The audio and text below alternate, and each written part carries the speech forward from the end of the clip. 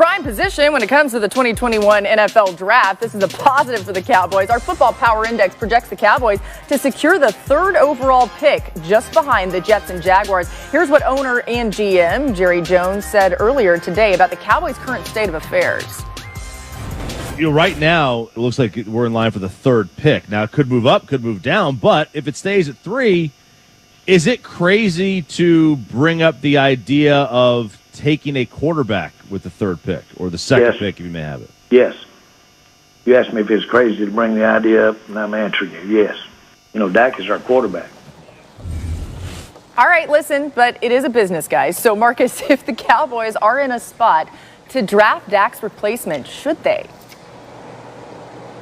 Yeah. I mean, look, Jerry and Steven are living in a PC culture, right? They want to be politically correct. We saw how Dak exited the field with an ankle fracture, and everything is about saying the right things.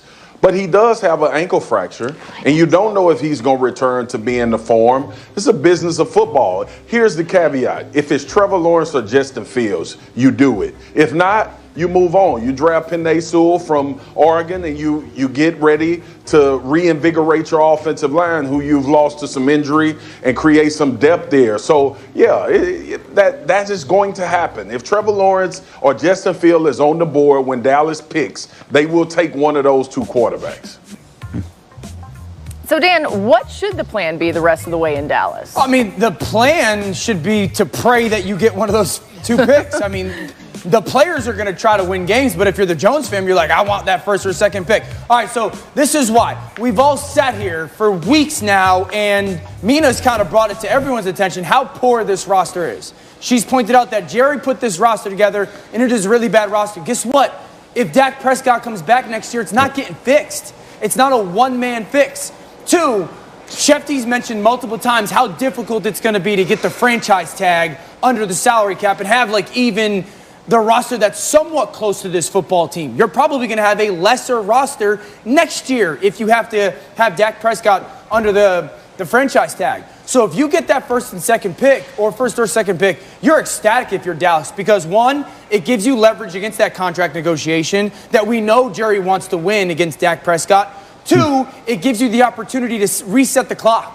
If you want to move on from Dak Prescott and the finances of it, you can reset the clock and take a young quarterback. 3, let's say Jerry Jones and the Jones family goes, actually, their words are actually action, and they do re-sign Dak Prescott. Now you got a trade chip that somebody is going to come up and go get that quarterback that they want, and that roster rebuild that's needed because it's not a very good football team, you can get that done much quicker. So their hope should be to get, at worst, the second pick of the draft next year. And despite the fact that they have struggled to get a contract extension done, Dan, it's gone on for a couple of years now. I think the fact of the matter is Dallas does want Dak with that franchise moving forward. And Dak wants to be in Dallas long-term moving forward. And I still think that they'll find a way to figure out a solution to that contract. Now, if they can do that, and if Dallas gets one of those top picks, a first, second overall pick, a third overall pick even, where you're looking at Trey Lance maybe that pick does have the value that you can auction off. And look, we're talking about how depleted that roster is. The quickest way to rebuild it, especially when you're paying a quarterback like they'd like to do with Dak, is to acquire cheap rookie contracts. Cheap rookie contracts of talented players. So you auction off that pick, get more picks, and begin to replenish a roster that right now looks like it needs to be replenished. I think there is a very big difference between the second and third pick this season because of next season because of Trevor Lawrence and Justin Fields. And the truth about tanking or gunning for one of those picks is players and coaches don't take.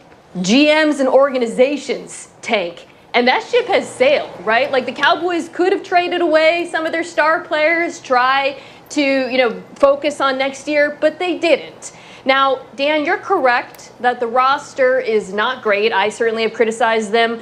But this is an offense that was putting up major points before Dak Prescott went out. So even if they have a third pick, they trade down, maybe accumulate more picks, The offense isn't in terrible shape. It's the defense that needs to be rebuilt, and I think that even if they were to re-sign Dak, and you're right, if they tagged him, it would be difficult. They probably want to sign him to a long-term deal that they could then restructure.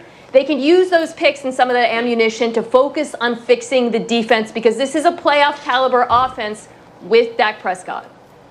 Here's my thing. Has the offensive line window closed?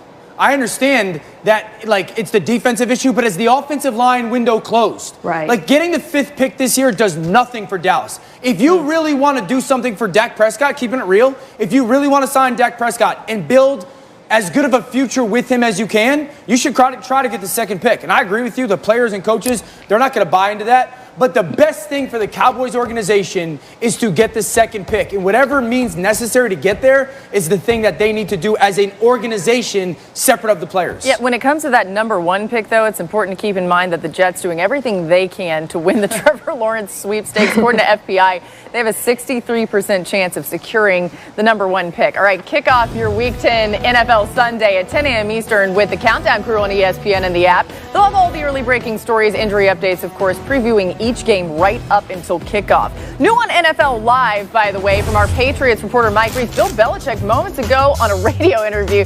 How do you take your coffee? Well, Bill said, I don't drink coffee. I have a lot of other vices, but that's not one of them. I skip the coffee there, and I certainly need to skip the donuts too. He continued to say, I can't stand the smell of coffee. I don't like coffee ice cream. This guy hates coffee.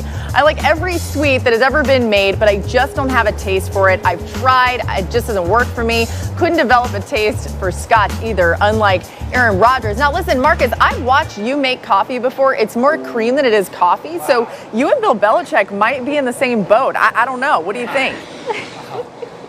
He needs to try the type of coffee I drink, because it's not necessarily coffee. I have coffee with my creamer as opposed to the other way around. I got you, Bill. Like, I will turn you into a coffee drinker, technically. Yeah. But really, what you're drinking is a sweet